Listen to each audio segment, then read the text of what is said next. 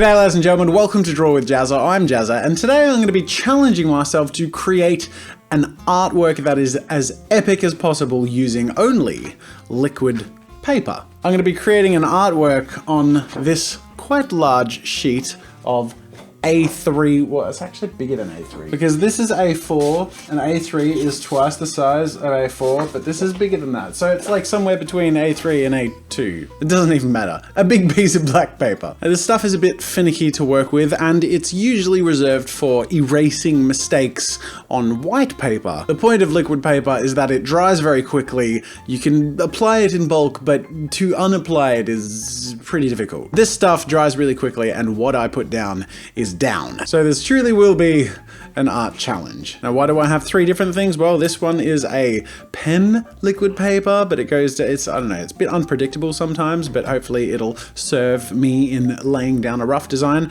Then we have the brush kind of liquid paper, which sort of spreads out a bit. And then we have this. This is, I never really used this stuff in high school. I think this is the more modern, funky, fancy thing. Oh look, it's got a pen applicator on top, which means I wasted money by getting this. At least it's easier to grip.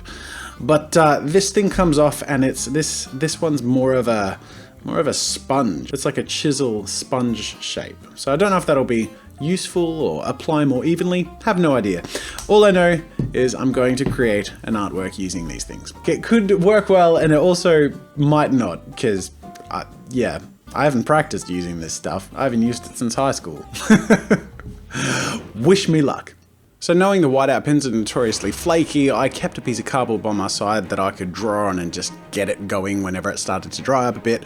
And I jumped into the creation of my piece with the vision in my mind of someone adventuring in a cave and maybe coming across some sort of monster in the darkness while holding a torch for light. But very quickly, and at pretty much this point in the creation of my piece, I realized it looked like a dog's breakfast. That's what you get for not planning and trying to jump straight into something without any sort of construction or reference or anything like that.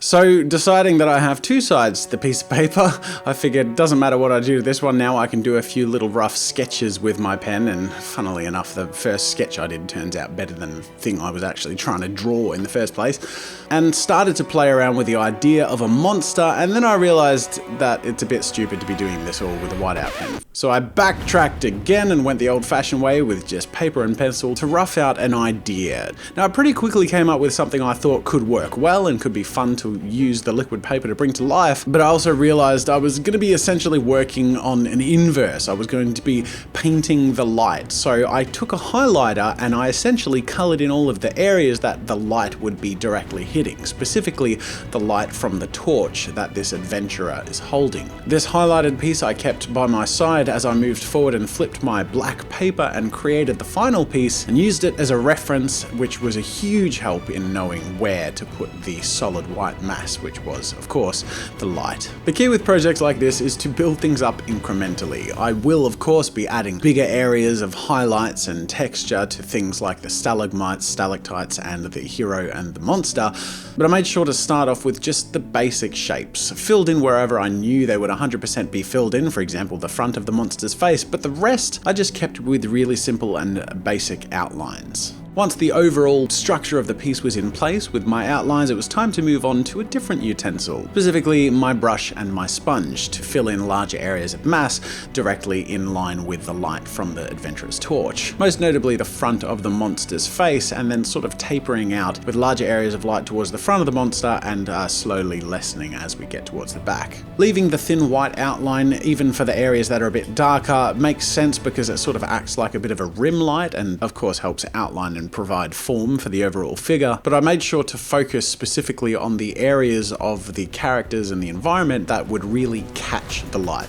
The surfaces of the environment and the characters that were directly facing that light source, and then of course the closer they were to that light source, the more intense and full that white would be. Next is where I started to have a bit of fun and get a little bit more tricky. I wanted to start to make the shadows look more shadowy, in particular the shadow being cast behind the adventurer. To do this, I had to have a lot of light surrounding the shadow, and as you can see, working from those very, very faint, sketchy lines that I drew initially with my whiteout pen, I painted highlights and surface textures gradienting out from the light source towards the background and leaving the black areas completely black. black to show that they're bathed in darkness. I added a few embers and a little bit of texture to the flame and then went onto the cave wall to try and do the same thing that I did with the ground, but it started to feel like it was being less effective and starting to sort of muddy up the image a bit and make it look a little more flat, remove some of the depth and definition that divided the characters and the environment. To combat this and create a bit of a blending effect while also enabling the various parts of the scene to be separate from one another, I had one final trick up my sleeve. Using Scotch magic tape, which is a kind of sticky tape that's easier to remove from paper than normal sticky tape and doesn't rip up the page as easily as normal tape, I cut little pieces and cover up the adventurer character and a few other small areas, including the shadow behind him and some of the shadow under the monster, and then I pour some of the correction liquid onto the piece of cardboard and use a chopped up piece of sponge I literally had lying in the trash can next to me and dipped the sponge into this liquid, thinned it out and slowly added a gradient and a bit of a light burst emanating out from that flame without worrying about covering up the areas of shadow that I really wanted to protect. This does a few really cool things, and one of them is it creates a very obvious point of interest, that being the flame and everything sort of emanating out from that, and this being a really clear sign of that, but it also helped flatten the environment a little bit, also set the monster further back into the environment, and then lastly and most importantly, and of course the thing that provides the most impact, when the Scotch tape was removed, we have a clear distinction between the very solid black mass of the shadow behind our main character and the spooky environment he's in and the monster he's facing.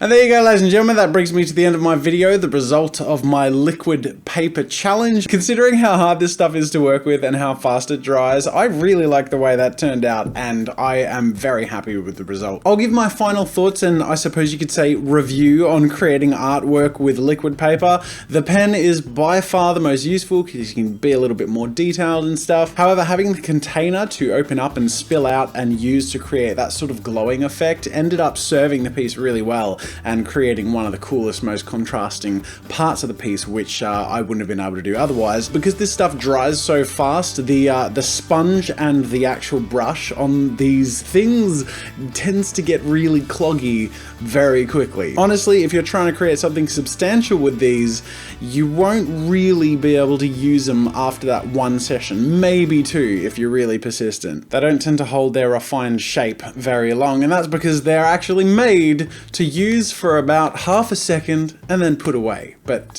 usually when you work on something for a longer period of time, you tend to have them open and exposed to the air for longer periods of time too. So keep that in mind if you ever, for some reason, decide to do this challenge or work with liquid pen for art. All that aside, I really hope you enjoyed this video and enjoyed the result. Make sure to like this video if you enjoyed the result and subscribe if you're new to Draw with Jazza. Check out my challenges playlist. I'll put a link in the card. I love to take those parameters, put them around my artistic process and see what I end up with, and it's usually something that I wouldn't have come up with on my own had I not have challenged myself in the way that I did today. Anyways, thank you so much for watching, ladies and gentlemen, and until next time, I'll see you later.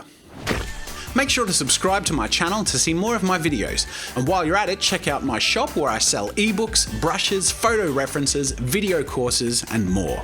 There's another video you might enjoy from my channel over there, and you can also check out my behind the scenes daily vlog channel, Daily Jazza. That's it for now, and until next time, I'll see you later.